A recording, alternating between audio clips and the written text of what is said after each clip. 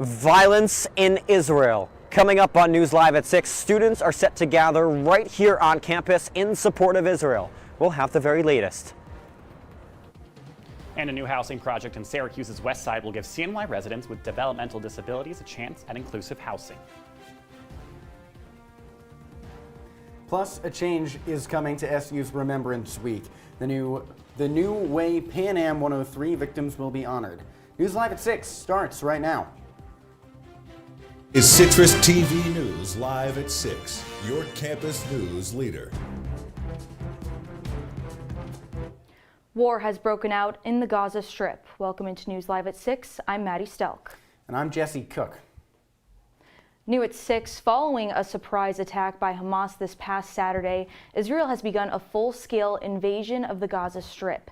Nearly 1,100 Palestinians and at least 1,200 Israelis have been killed since Hamas's attack, with more than thousands injured. Prime Minister Benjamin Netanyahu made a televised address saying Israel's military would cripple Hamas mercilessly, and he warned that the 2 million residents of Gaza should leave. This is despite Gaza's borders being blockaded by Israel and Egypt since 2007. Both Hamas and the Israeli military have attacked civilians in residential areas. Hamas has kidnapped dozens of Israelis, while Israel has targeted residential buildings with missile strikes. Over 250,000 people in Gaza have fled from their homes for UN-run shelters. However, Israel has cut off all supplies from entering Gaza. This includes fuel for the region's only power plant and food for the thousands of civilians trapped by the blockade.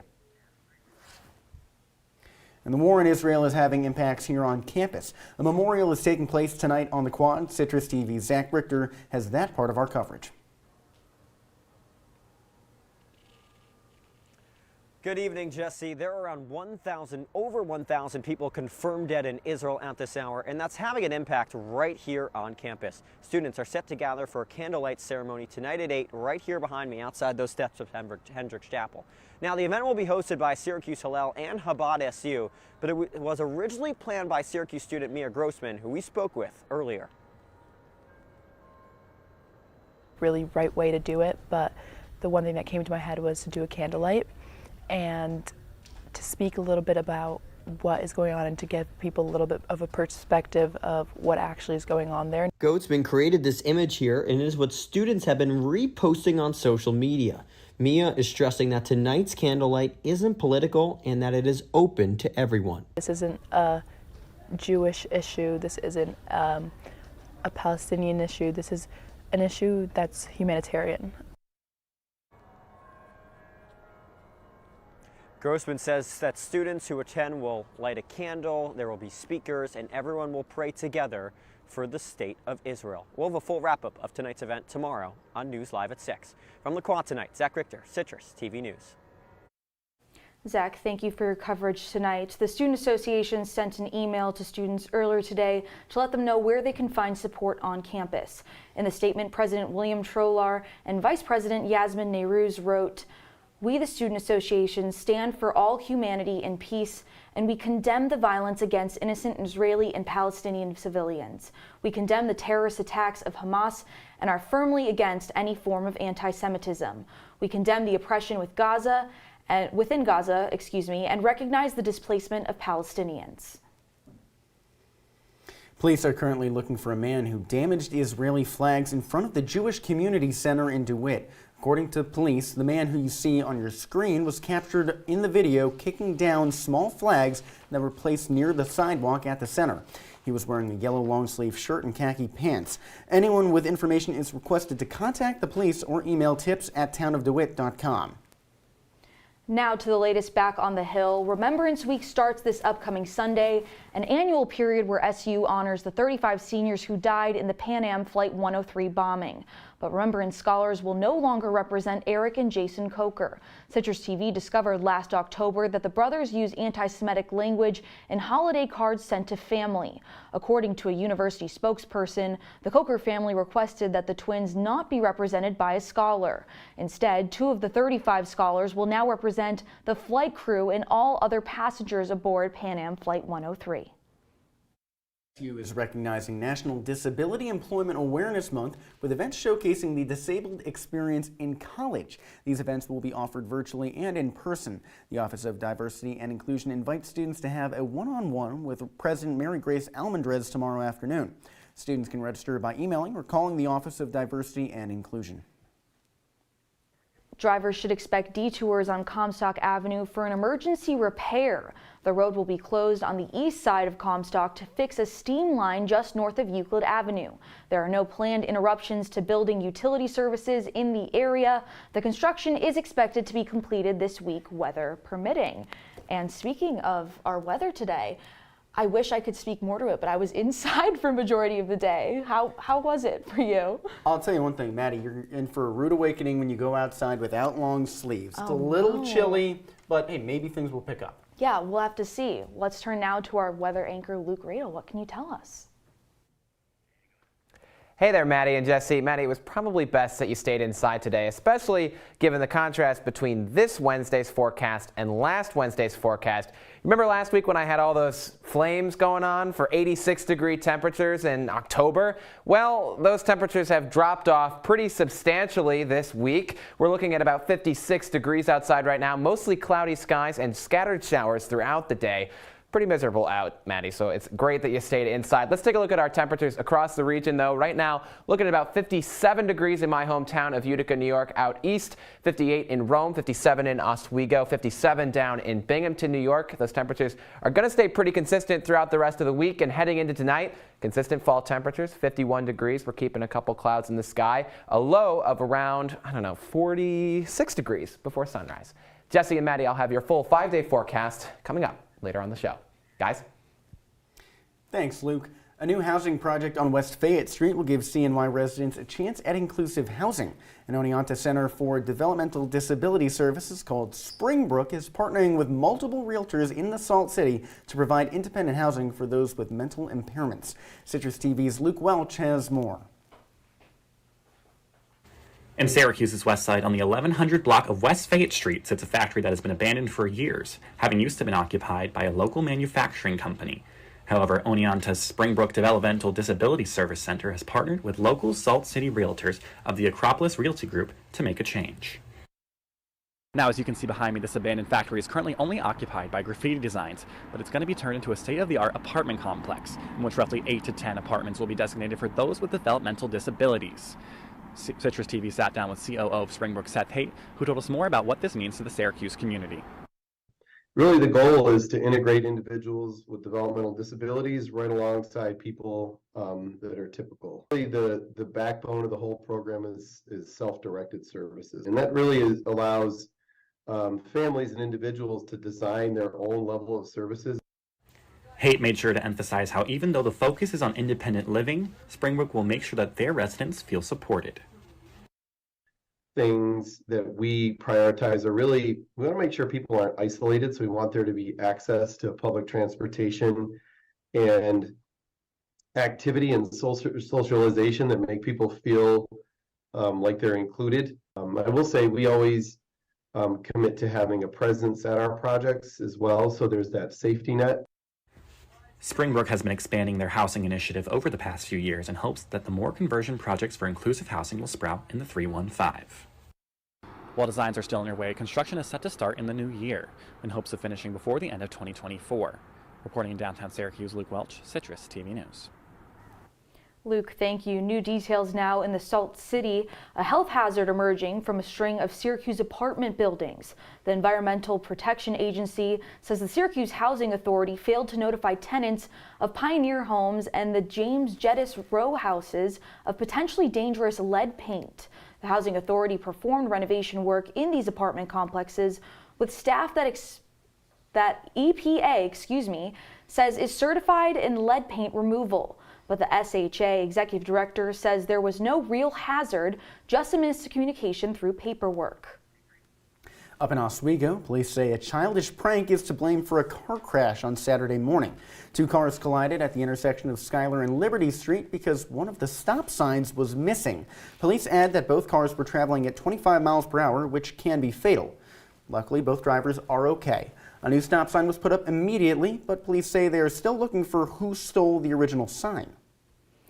Up in DeWitt, police say one of their officers was involved in a deadly car crash. The other driver, now identified as Steven Zalewski, was hit and killed on Bridge Street by an on-duty officer. The officer was on the way to another call when he hit the 68-year-old man. Police adding that the victim was laying down on the roadway when he was struck. The officer says he saw a dark object in the roadway but was unable to change lanes because there was a car on his right and a median on his left. New Yorkers looking to get involved in the cannabis industry. NY Cannabis Insider is holding an industry summit next month. The event will host veterans and newcomers to the cannabis industry so that they can learn from each other. The conference will focus on a variety of business trainings as well as medical programs. The event is November 16th from 9 to 5. Tickets can be found on the NY Cannabis Insider website. A Syracuse woman is dead from injuries that she suffered in a house fire last Friday. The Syracuse Police Department says 52-year-old Natasha Thomas died yesterday after being found unconscious by rescuers. She was on the second floor of a Burdick Avenue home filled with thick smoke and high heat. Rescuers went back into the home and found another person unconscious, and that person is alive but in critical condition. Authorities are still investigating what caused the fire. In Onondaga County passing a nearly $1.5 billion budget last night, and residents can expect property tax rate cuts.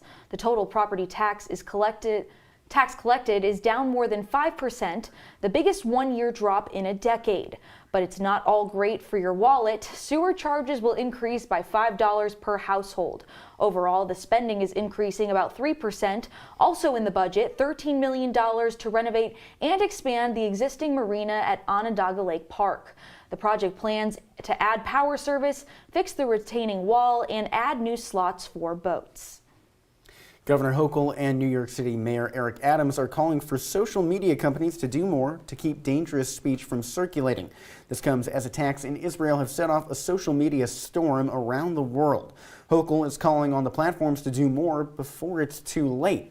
Meanwhile, Adams called on companies to not underestimate lone wolves. He added that people posting radicalized content online can motivate terrible behaviors. And coming up, more devastation in western Afghanistan as the third in a series of earthquakes hit this morning. And Republicans have nominated House Majority Leader Steve Scalise for the Speaker of the House following the removal of Kevin McCarthy. All that and more after the break. Look at you. You're at the top of your game. You're unstoppable. Nothing can throw you off track. Wait, is that your car? Uh-oh. Yeah, I saw that coming. That will throw you off track. You're looking at around 10 grand in fines, legal fees, and increased insurance rates. Let's try this again. Smart move. Because buzz driving is drunk driving.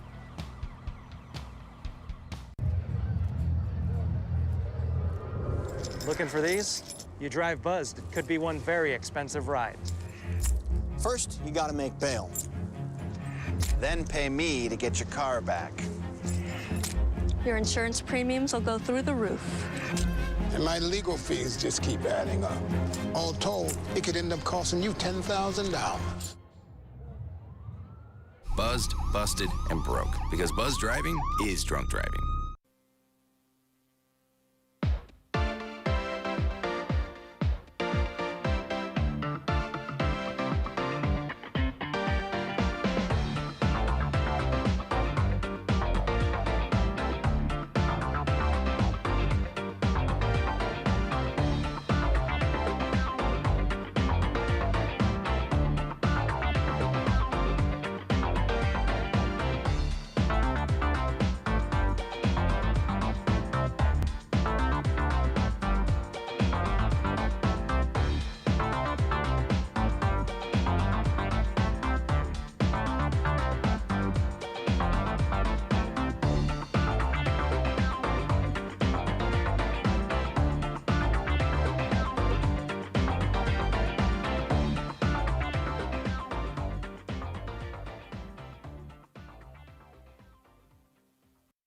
You're watching CitrusTV News live at 6 with Maddie Stelk, Jesse Cook, and Luke Radel. Now, your campus news leader continues. Welcome back to News Live at 6. A group of House Republicans are introducing a resolution to expel George Santos from Congress. New York Representative Desposito posted on X to say that he and other NY Republicans would be co-sponsoring the bill. NY22's Representative Brandon Williams was among those names. Santos was hit with more charges yesterday. He is now facing 23 counts, including embezzling money from his campaign and identity theft. A 2/3 vote of the entire House would be required to remove Santos from office. And the latest on the race for Speaker of the House, Republicans have nominated House Majority Leader Steve Scalise following a closed-door meeting earlier today. Other than Scalise, only one other Republican had thrown their hat into the ring, Judiciary Committee Chairman and founder of the far-right Freedom Caucus, Jim Jordan. Congress adjourned for the week following a narrow vote to remove Kevin McCarthy as Speaker. Many House Republicans have expressed doubts that the vote will be successful. Now moving overseas, a series of earthquakes shook western Afghanistan this morning. The 6.3 magnitude earthquake has resulted in 1 death and around 120 injuries. It destroyed all 700 homes in Chahik village. Today's earthquake follows 2 on Saturday, one of which has resulted in over 2,000 deaths and entire villages destroyed. These earthquakes have many villagers distressed over losing their homes and livestock, which for many are their only possessions. When we return to News Live at 6, I'll have your full 5-day forecast. Stick with us. Alarm bell go off in school. I think it's an air raid. A lot of houses in our neighborhood have been destroyed. I like to close my ears and sing songs whenever the bombs come close. I'm worried our new neighbors won't like us. But I know it's all gonna be worth it. I just want my family to be safe. But these are not my words. These are not my words. These are not my words.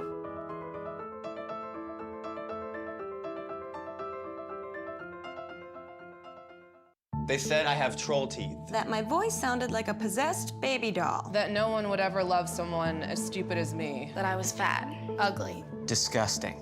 The effect of bullying is potent. We will no longer be the silent majority. Now, when you see online bullying, there's something you can do about it. We're gonna take action with the I. I am a witness. I am a witness. I am a witness. I am a witness. I am a witness, and so are you.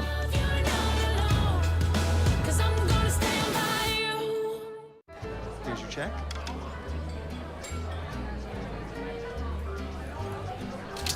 Oh, you got it. You know, since I got rid of my car, I really enjoy walking. Okay. God, no. Getting pulled over for buzz driving could cost you around $10,000 in fines, legal fees, and increased insurance rates. Oh, you're home early. You live with your mom? That'll set your game back a few years. Buzzed, busted, and broke. Because buzz driving is drunk driving. From the CitrusTV Weather Center, this is SU's most accurate weather forecast.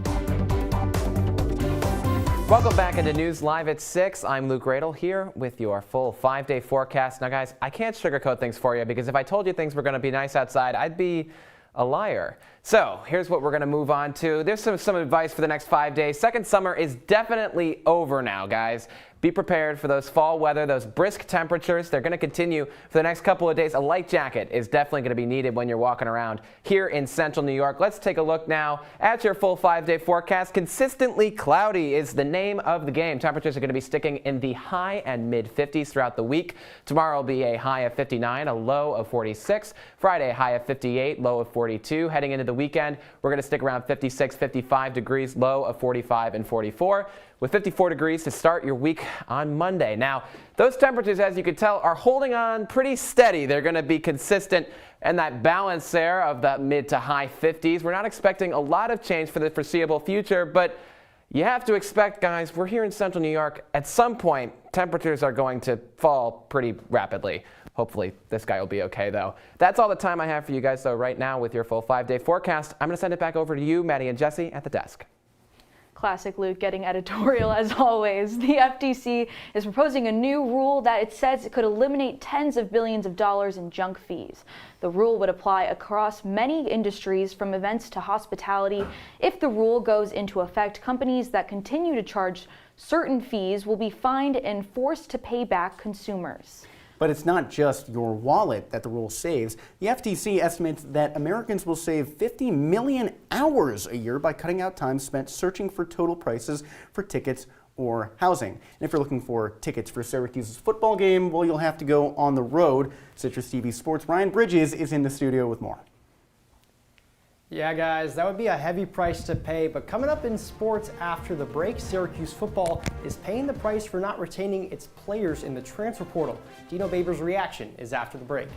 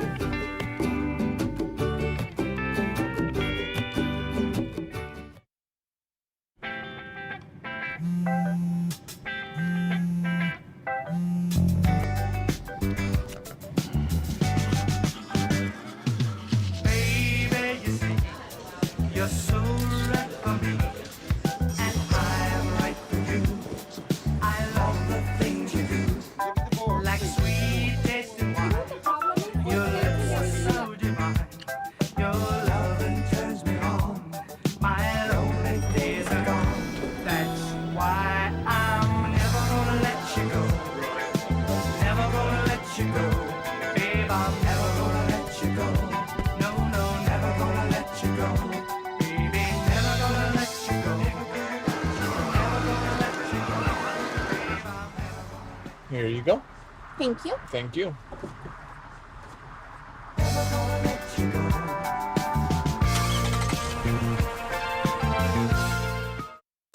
And now, your Citrus TV Sports Report. Ahead of Syracuse football's matchup against number 4 Florida State, SU's roster is diminished. Welcome into sports. I'm Ryan Bridges. The Orange have lost key players like wide receiver Rondé Gadsden, right tackle David Wallaba, and more to injuries. But head coach Dino Babers says the new age of college football has also hurt his roster. Depth is gone. You know, our depth is in the transfer portal. You know how many guys we lost. You know what schools they play at. There's schools like us, we're not going to have a lot of depth because it gets bought away.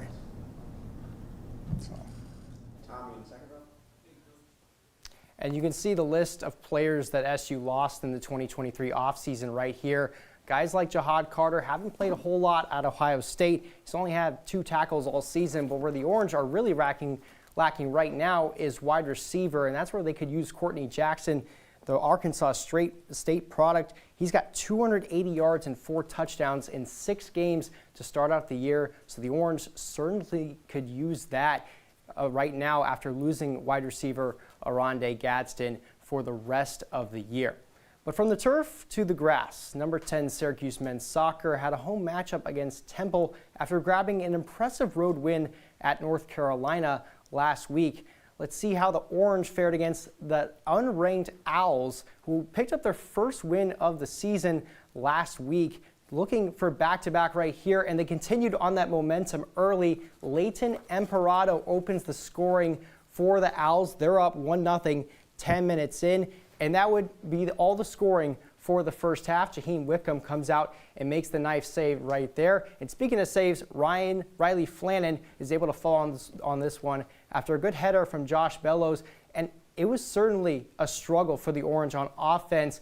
Flannan falls on that ball once again, they're trying to waste time, but they can't waste enough time for the Orange to get their first goal of the game off a little bit of help from a Temple defender. Gabriel McKenna evens the scoring with 3 minutes to go. The Orange think they're going to escape with just a point after losing most of the game, but no, they cannot. Rocco Hoifglockner makes it 2-1, and that is your final from SU Soccer Stadium last night.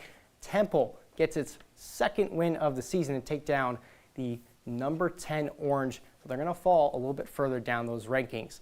Over to the Diamond, though, the MLB playoffs roll on tonight, but a couple of teams face elimination and could see their season end.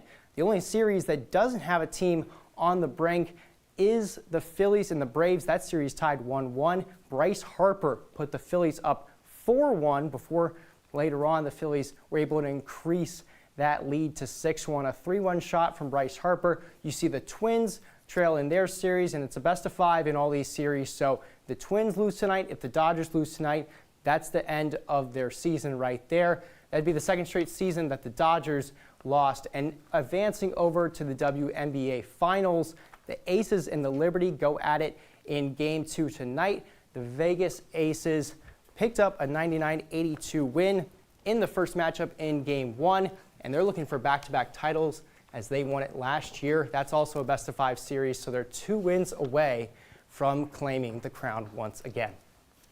Now, going back to baseball, because whenever we aren't on cam, we've been on our phones following the game on Twitter, on MLB ballpark. For me, it's Twitter. For me, it's Twitter. But yes, so it looks like the Phillies are leading the Braves right now, and people are going crazy. I mean, on Twitter at least. Yeah, I think if the Phillies win, this series is over in 5. I think they're going to have to go the distance. I think if the Braves win and come back, this series is over tomorrow. What do you think? Yeah, I mean, this game and the next game are both going to be at Citizens Bank Park in Philadelphia, and that is a ruckus crowd. You know how Philly sports fans get down. We have some of them who are around our newsroom every now and then. But yeah, the Phillies looking for a 2-1 lead, and they're up 6-1 right now, so it's looking pretty good.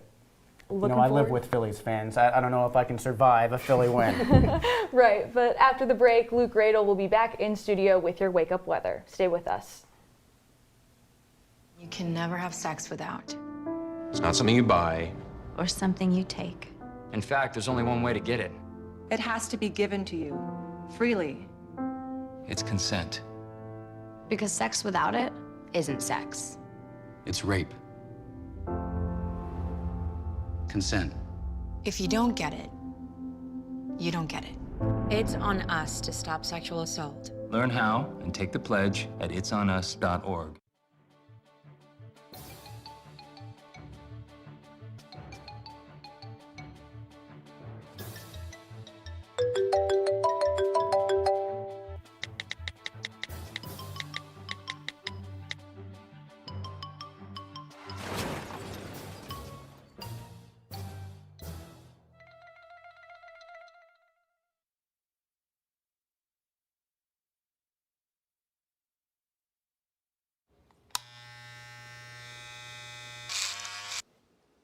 You've messed up your son's haircut. Mom? Do you A, try to fix it? Like it never happened. B, work with what you got? Or C, show solidarity? Thank you, baby. As a parent, there are no perfect answers. But you don't have to be perfect to be a perfect parent. Thousands of teens in foster care will love you just the same. Welcome back to News Live at 6. Let's take one last look at your forecast for tomorrow morning. When you head out in the morning, it's going to be 50 degrees, pretty brisk temperatures. Around 3 p.m., we're going to get up to a high of around 59 degrees, not getting up to 60 just yet. 57 will be the time the weather you're looking at when you're at this time tomorrow night with Max Williams on News Live at 6. I got to tell you guys, it's going to be pretty miserable weather, but a good day for some indoor activities like, I don't know, going to the movies. Right. And I mean, Taylor Swift, The Eras Tour, the movie, is making its way to theaters on Friday. Great day to go see that. Not promotional, just a big Taylor Swift fan. AMC says ticket sales have surpassed $100 million for Taylor Swift's Eras Tour film. Oh my goodness, as if Taylor hasn't been covered enough in the news already. I mean, she's reaching sports, she's reaching theaters. I mean, beyond just Travis Kelce and sports, it seems like everyone who watches a football game now is either becoming a Taylor fan or at least a Travis Kelce fan. Right, and I'm looking to see a Halloween costume of somebody being Travis Kelce and Taylor Swift. But first, we got to go see the movie. Do any of you guys have tickets? Not just yet. I need to get mine pretty soon, though. Sorry, maybe not yet. All right, well, hopefully we will get them and head over to Destiny Mall soon. But that's all for Citrus TV tonight. I'm Maddie Stelk. I'm Jesse Cook. Thank you so much for watching. Have a great rest of your evening.